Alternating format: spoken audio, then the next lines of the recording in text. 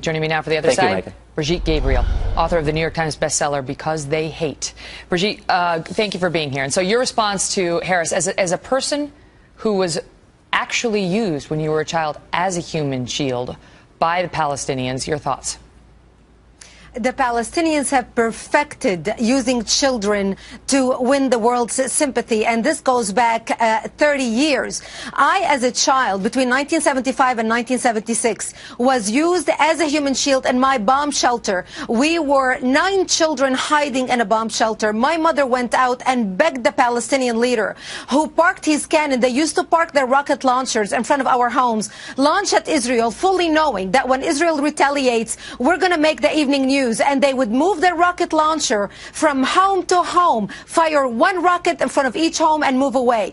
When Israel retaliated, actually it hit one of my neighbor's home, and the mother was wounded along with the 2 children. And guess what was on Lebanese television that night? People wounded because of Israel, and Lebanon television was saying, look how horrible the Israelis are. They are killing children. The Palestinians have perfected the propaganda war. They cannot win militarily against Israel, so what they do is they use their own children as disposable collateral in order to win the war of public opinion against Israel. You know, tonight they are taking heat, Israel is, because the UN claims that it gave Israel 17 times the coordinates of this school that was hit. And the suggestion seems to be that Israel has gotten reckless with civilian lives in Gaza. Your thoughts on it?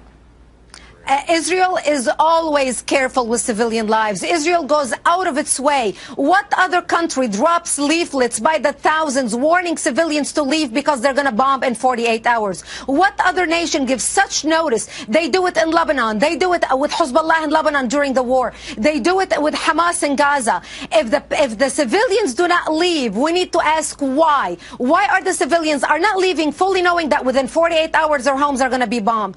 Let's also not forget, Megan, that of all the rockets that Hamas launched at Israel, over 100 rockets fell short into Gaza, fired by Hamas. So all the casualties that Hamas is talking about are not exactly Israeli casualties or because of Israel. It's because the Palestinians do not value the lives of their children, and they are willing to sacrifice their children in the cause of jihad. Wow. And I should point out that Israel does question some of these numbers in terms of the deaths thus far on the Palestinian side. Brigitte, good to see you. Thanks so much for being here.